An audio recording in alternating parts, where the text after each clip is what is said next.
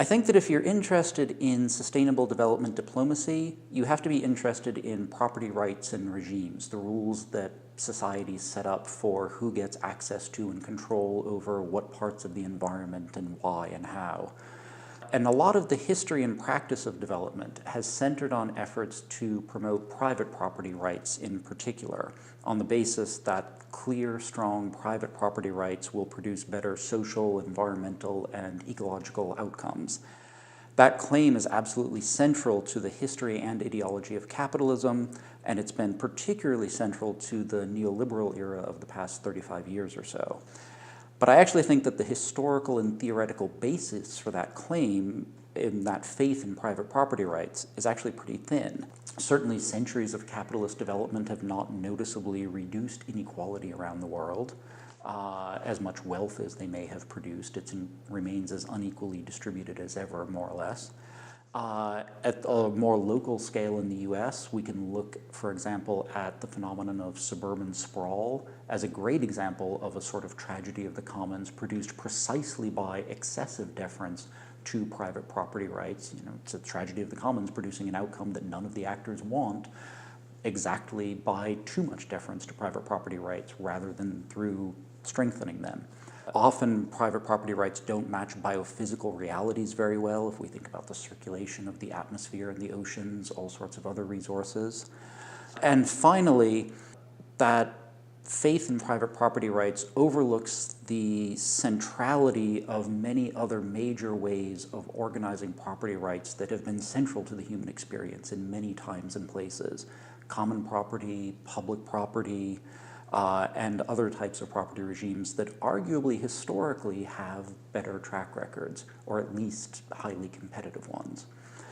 So, in my 2005 article, Commons as Counter-Hegemonic Projects, I try to offer this kind of historical analysis of thinking about private property, but also about commons as an alternative that's become incredibly popular in the neoliberal era, in part, mostly as a reaction to this trend of privatization, but also, I think, in ways that have taken up some elements of neoliberalism that we need to think about carefully. So I'll give a little context for the article since I wrote it some 12 years ago now. First, we have to keep in mind that the expansion of private property rights, enclosures of various sorts, have been absolutely central to capital accumulation in the neoliberal era. This is a phenomenon that's sometimes referred to as primitive accumulation. David Harvey famously reformulated that as accumulation by dispossession. Essentially, a process or processes in which things that were formerly not privately owned, maybe they weren't owned by anyone, maybe they were owned in common, maybe they were nationally or publicly owned, those things have in many, many instances been privatized, been enclosed, essentially by passing laws that say, you know, these are now the private property of X actor. And that trend has been really important to sustaining capital accumulation in the neoliberal era. So those developments have provoked a lot of resistance of many sorts, much of it taking the form of calls for commons of all sorts, that we should treat the atmosphere, the oceans, drinking water, forests, biodiversity, many, many other central aspects of our world as commons. And that is certainly an important radical alternative. So in the article, I make several key arguments. The first is trying to remind ourselves that property relations are social, and that contra Margaret Thatcher's famous statement, there are alternatives. People can, and very often have, arranged property relations with each other quite differently than the private property relations that dominate in capitalist societies. So defenses of the commons are calls for new ones, thus really are counter-hegemonic projects. They are acting counter to the hegemonic ideological formations of neoliberal capitalism. And they're reminders that property relations are social, not natural, and that profoundly alternative social relations and values are entirely thinkable and in fact quite practical and realistic. Second argument is that I think it's very telling that people who are critical of neoliberalism and its turn to laissez-faire capitalism have been turning so much to commons as their preferred alternative, as opposed to a greater role for the state regulation of one kind or another. There have been certainly previous periods of relatively laissez-faire capitalism given free run that produced all sorts of social and environmental excesses and damages. And in those periods, I think particularly, for example, of the 1890s or the 1930s, the dominant responses were for an expanded role for the state. And it's telling then, what we're seeing now is a turn to the commons instead. And I think there are maybe two reasons for that at least. One is that certainly many of those previous expansions of the role of the state arguably didn't turn out very well. If we look at a lot of the history of the 20th century, it can be read, it has been read by people like Jim Scott in Seeing Like a State, as a sort of sustained indictment of centralized state control, whether we're talking about Keynesian capitalist states, socialist or communist states, fascist or totalitarian states of one kind or another. The absences, the shortcomings, the failures of centralized state control and management are certainly very clear. I think that that's one of the reasons that even many, sort of left or radical critics of capitalism are turning instead to the commons.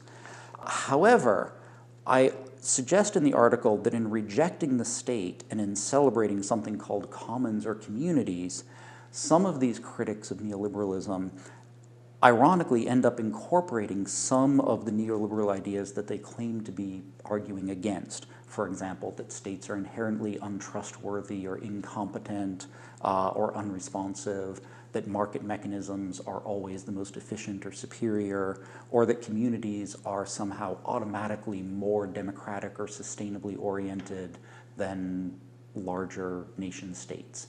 And I think that a lot of those assumptions are both questionable and potentially dangerous. So, to take as an example, Naomi Klein, she's been clearly an incredibly influential and really important left critic of neoliberalism, has done tremendous work, which I use and value and teach in my courses and respect.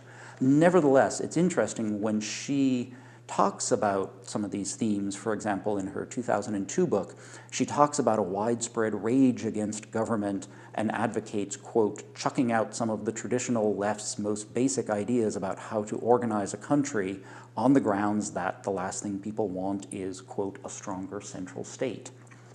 And so I think that we need to be very careful about throwing away too quickly many hard-won victories in what's institutionalized in the state. For example, in the US now, under the Trump administration, we see the incredibly rapid dismantling of the administrative state and many of the victories of the 20th century, and that is a hugely tragic and important and very politically important loss.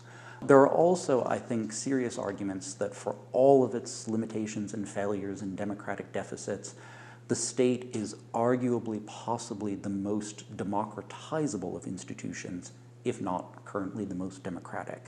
Third big argument in the piece is that many of the people who are calling for commons of various sorts don't really distinguish in terms of property theory between commons and public goods, public property, public trusts, other kinds of property arrangements that are not private property, but are not necessarily commons either, at least as those are usually understood in the literature on this topic. So for example, they often don't spell out a lot of the things that turn out to be key for successful commons. And there's a really important tradition of work on common property theory, common pool resources, common property regimes, led by people like Elinor Ostrom historically. Many others have contributed to that, and who's spent a long time trying to figure out, okay, there are commons that work very well, again, contra Garrett Hardin and the tragedy of the commons. There are throughout human history and up to the present, there are countless commons that seem to have worked quite well and quite sustainably. But then when they try to figure out, okay, how do they work, there are a number of things that are key, spelling out, for example, the spatial scale and composition of the resource in question, thinking about membership. Commons doesn't mean including everyone. Commons have members. People are excluded as well as included.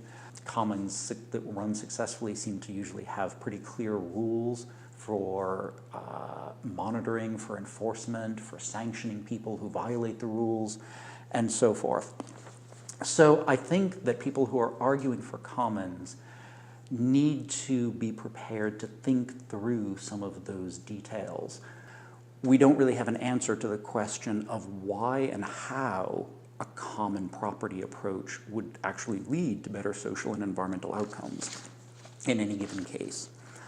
So finally, in conclusion, I would say this article holds important insights for sustainable development diplomacy, or for anyone interested in that field, for it shows how certain really very historically specific paradigms and geographically specific paradigms still impact our practices and shape our thinking even about alternatives, often without our being aware of it. And as such, we need to be able to critically reflect on those histories, the histories of those ideas and the histories of those practices, in order to not inadvertently reproduce various kinds of inequalities.